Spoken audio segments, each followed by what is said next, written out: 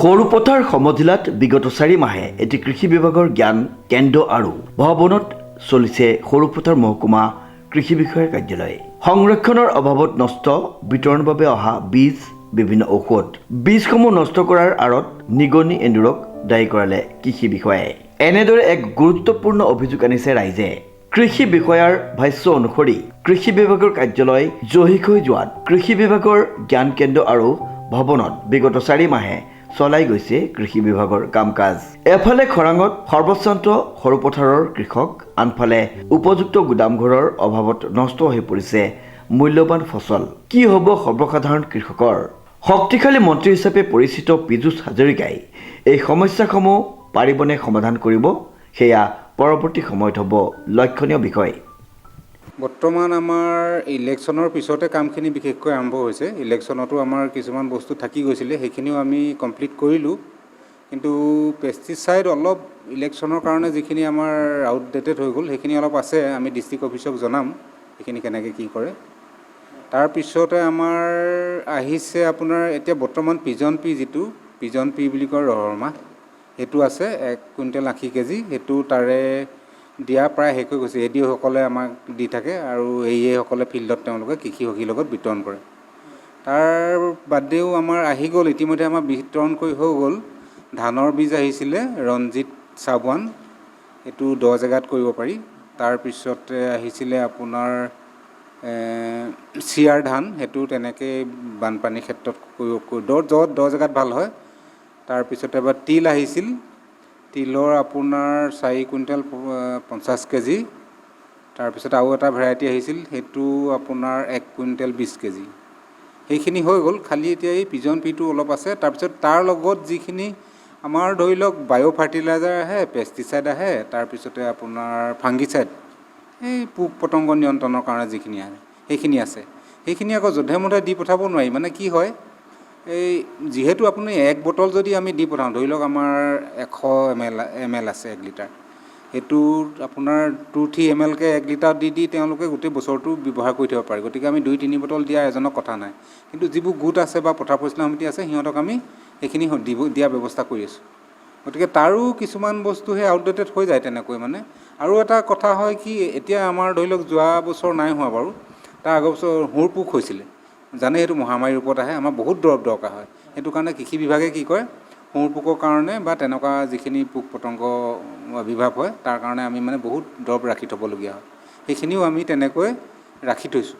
দেখা পোৱা গৈছে যে যিটো ভঁৰাল বিষয় সেইটো সম্পূৰ্ণ এক প্ৰকাৰ জৰাজীৰ্ণ দেখা পোৱা গৈছে। গোটেই সিঁচৰিত হৈ আছে বিভিন্ন ঔষধ সিঁচৰিত মই চালোঁগৈ বাৰু, মই গৈ চালোঁগৈ। আপোনালোকৰ বাকী দুজনমানে মোৰ ওচৰত কৈছিলে এই কথাটো, মই চালোঁগৈ। এই আহোঁতে বস্তুটো কি কেমিকেল আছিলে বৰা, কেমিকেল এই পেষ্টিচাইড দেই। সেই পেষ্টিচাইডটো কি হ'ল, যিটো ওপৰ কভাৰটো এৰি গ'ল। এৰি যোৱাৰ ফলত মানে তেওঁ তেনেকৈ অলপ বৰ বেয়াকৈ থ'লে বাৰু, সেইখিনি তেনেকৈ বাকলি নথকাকৈ আছে। কিন্তু সেইখিনি নতুনেই আছিলে, বাকলি আনোতে ট্ৰেন্সপৰ্টেশ্যনত এইটো মানে বেয়া হৈ গ'ল। সেইটোতো খেতিয়কে নলয় মানে, কিন্তু তাৰ লগৰ যিখিনি সেইখিনি ধুনীয়াকৈ আছে। তেনেকুৱা হৈ আছে। এন্দুৰ নিগনিটো বাদে আপোনাৰ ডালহলীয়াটো হৈছে। ডালহলীয়া আমাৰ এই অফিচলৈকে আহে বাৰু।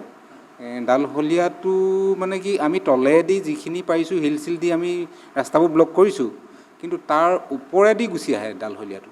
আমাৰ কুকুৰকেইটাইও বহুত মাৰিছে বাৰু কথা ক'বলৈ গ'লে। আৰু এটা প্ৰব্লেম হয় কি, এই ইলেকশ্যনত যে আমাৰ কিছুমান বস্তু থাকি গ'ল, ইলেকশ্যন কোড অফ কণ্ডাক্ট লগাৰ কাৰণে আমি দিব নোৱাৰিলোঁ, সেইকেইদিনত বেছি উৎপাত বাঢ়ি গ'ল। ডালহলীয়া আৰু এন্দুৰ বৰ ডাঙৰ ডাঙৰ মানে এইখিনি খাই ফুটাই, যেতিয়া ফুটাই দিয়ে আমি ব্যৱস্থা কৰিছোঁ। ফুটাই যিখিনি ধৰি লওক 2-1 কেজি পৰি গ'ল, পৰি যোৱাৰ পিছত সেই বস্তুটো আমি বান্ধি আকৌ বেনিফিচিয়াৰীক দিছোঁ। তেওঁ কমকৈ হ'লেও লৈ গৈছে, কিন্তু পৰি যোৱাখিনি পৰি আছে বাৰু। সেইটো হয়।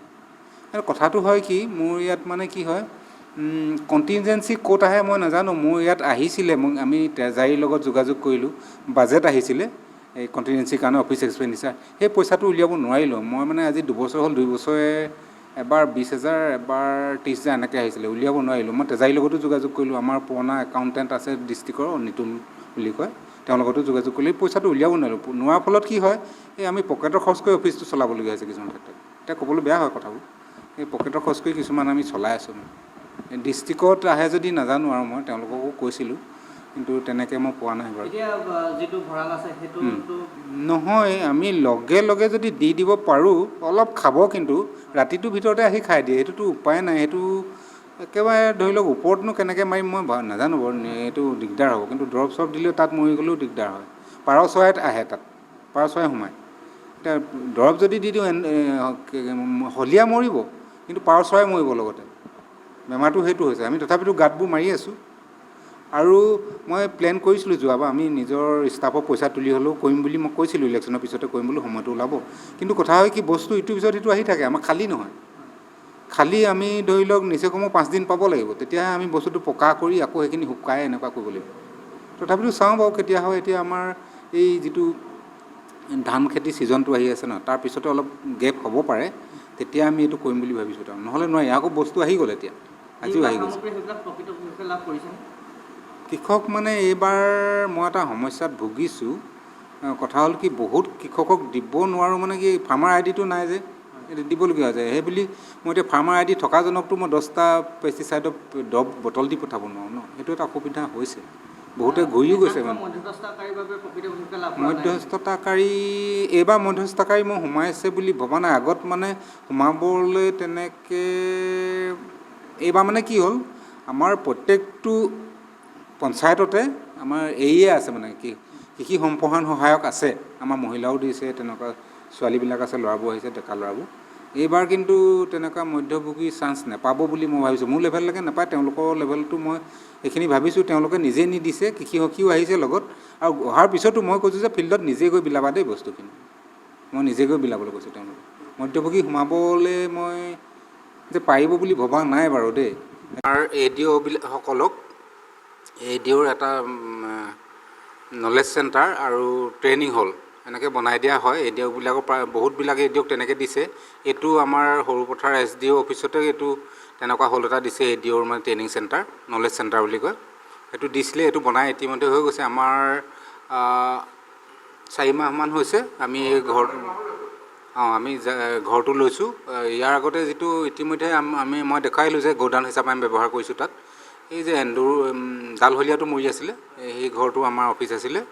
সেইটো ঘৰৰ অৱস্থা বেয়া, ওপৰত যিবোৰ কাঠ আছে, কাঠবোৰ পৰি মানুহৰ মূৰত, আমাৰ অফিচৰ ষ্টাফৰ মূৰত পৰাও ৰেকৰ্ড আছে। সেইকাৰণে আমি খুব জৰুৰীভাৱে এই অফিচটোলৈ, নলেজ চেণ্টাৰলৈ গুচি আহিলোঁ। এইটো আমাৰ SDO অফিচ নহয়, তাৰমানে কাষতে থকা ট্ৰেইনিং নহয়। সেইটো আমাৰ গোডাউন হিচাপে ব্যৱহাৰ হৈ আছে। সেইটো অৱস্থা বেয়া, ইতিমধ্যে দেখিছে। এইটোত থাকিব পৰা অৱস্থাত নাই। এইটো কৃষক নলেজ চেণ্টাৰ, এইটো নলেজ আৰু ট্ৰেইনিং চেণ্টাৰ, সেইটোতে সোমাই আছে। এইটোত আজি 4 মাহ হ'ল আমাৰ সোমোৱা।